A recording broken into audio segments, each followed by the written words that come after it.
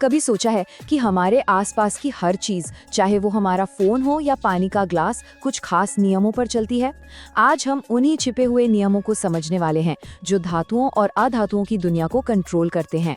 देखने में तो ये तीनों चीजें बिल्कुल अलग हैं, है ना? लेकिन असल में ये सभी एक ही तरह के बेसिक एलिमेंट से बने हैं, धातु और अधातु। तो चलिए पता लगाते हैं कि वो कौन से नियम हैं जिनका ये सब पालन करते हैं। तो सबसे पहले बात करते हैं धातुओं की। आखिर उनमें ऐसी क्या खासियतें हैं जो उन्हें हमारी दुनिया के लिए इतना जरूरी बना देती हैं? इसका जवाब छिपा है इनकी एक बहुत ही खास प्रॉपर्टी में। जब किसी धातु को किसी सख्त सतह पर मारा जाता है तो उससे एक खास तरह की गूंजने वाली आवाज निकलती है। इसी गुण को कहते हैं ध्वनिता, और यही वजह है कि घंटियों के लिए हमेशा धातुओं का ही इस्तेमाल होता है ताकि उनकी आवाज दूर दूर तक जा सके। जरा एल्यूमिनियम फॉइल के बारे में सोचिए, जिसे हम खाना पैक करने के लिए इस्तेमाल करते हैं। ये धातुओं के एक और कमाल के गुण को दिखाता है। इसे कहते हैं आघात वर्धनीयता, मतलब धातुओं को पीट पीट कर किसी भी आकार में ढाला जा सकता है और वो टूटती नहीं है। इसीलिए तो हम इन्हें इतने अलग अलग कामों में इस्तेमाल कर पाते हैं। अच्छा, तो ये तो हुई धातुओं की बात। अब कहानी का दूसरा पहलू देखते हैं और समझते हैं कि अधातुएं यानी नॉन मेटल्स कैसे बिल्कुल अलग नियमों से चलती हैं। ये बहुत ही कमाल की बात है। एक ही अधातु कार्बन कितने अलग अलग रूपों में मौजूद हो सकती है। इन्हें हम अपरूप या एलोट्रोप्स कहते हैं। एक तरफ हीरा है जो अपने मजबूत 3D स्ट्रक्चर की वजह से दुनिया का सबसे कठोर पदार्थ है और बिजली का संचालन बिल्कुल नहीं करता। वहीं दूसरी तरफ है ग्रेफाइट, जिसमें कार्बन की परतें होती हैं जो एक दूसरे पर फिसल सकती हैं, इसीलिए ये नरम होता है।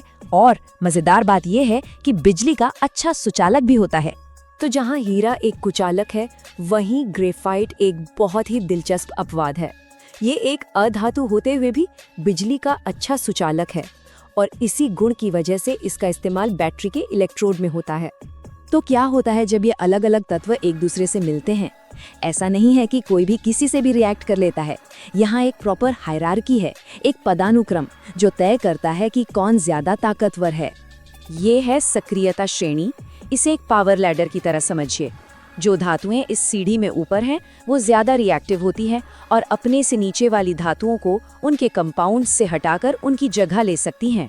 इसे समझने का एक बहुत अच्छा तरीका है क्लासरूम वाला उदाहरण। एक ज्यादा रिएक्टिव धातु एक कम रिएक्टिव धातु को ठीक वैसे ही उसकी जगह से हटा सकती है जैसे कोई क्लास का टॉपर किसी और की जगह ले सकता है। इसे विस्थापन कहते हैं। लेकिन सवाल ये है कि ये डिस्प्लेसमेंट, ये जगह बदलने का खेल आखिर होता कैसे है? इसका पूरा राज परमाणुओं के बीच होने वाले एक लेन देन में छिपा है। देखिए, इसका सीधा साधा नियम है। धातुओं की आदत होती है इलेक्ट्रॉन देने की, जबकि अधातुओं की आदत होती है इलेक्ट्रॉन लेने की। बस यही पूरा खेल है। और इसी लेन देन से एक बहुत मजबूत खिंचाव पैदा होता है जिसे आयनिक बॉन्ड कहते हैं। इसी से सोडियम क्लोराइड यानी हमारा साधारण नमक बनता है। ये बॉन्ड इतना मजबूत होता है कि इसे तोड़ने के लिए बहुत ज्यादा एनर्जी या तापमान की जरूरत पड़ती है। यही वजह है कि नमक का मेल्टिंग पॉइंट बहुत हाई होता है। चलिए अब देखते हैं कि ये सारी केमिस्ट्री हमारी रोजमर्रा की जिंदगी में कैसे काम आती है, उन चीजों में जिन्हें हम हर दिन देखते हैं। ये तो सुनने में बड़ा अजीब लगता है ना? जैसे फिजिक्स के नियमों के खिलाफ हो।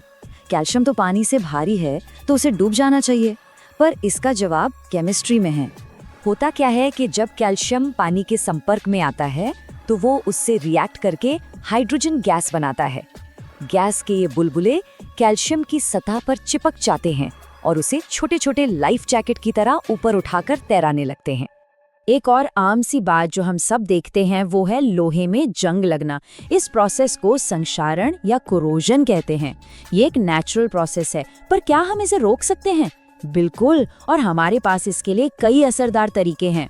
जैसे कि हम उस पर पेंट कर सकते हैं जो हवा और नमी के बीच एक दीवार बना देता है, या फिर ग्रीस और तेल लगाकर एक वाटरप्रूफ परत बना सकते हैं। और एक बहुत ही स्मार्ट तरीका है गैल्वेनाइजिंग, जिसमें हम लोहे पर जिंक जैसी ज्यादा रिएक्टिव धातु की परत चढ़ा देते हैं। ये दिखाता है कि कैसे हम केमिस्ट्री की समझ का इस्तेमाल पुलों से लेकर औजारों तक हर जरूरी चीज को बचाने के लिए करते हैं। तो चलिए आज की इस पूरी बातचीत के जो सबसे जरूरी पॉइंट्स हैं उन्हें फटाफट दोहरा लेते हैं। पहली बात, किसी भी चीज का काम उसके गुणों पर निर्भर करता है। दूसरी, रिएक्टिविटी में एक हायरार्की होती है जिसमें ज्यादा ताकतवर हमेशा जीतता है। और तीसरी, ये कि केमिस्ट्री हमारे चारों तरफ है, जो जंग लगने से लेकर कैल्शियम के तैरने तक हर चीज को समझाती है।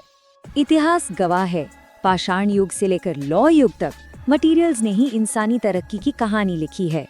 अब जब हम कार्बन जैसे अधातुओं को नए नए तरीकों से इस्तेमाल करना सीख रहे हैं, तो ये सवाल सोचना तो बनता है कि अगला युग कौन सा होगा।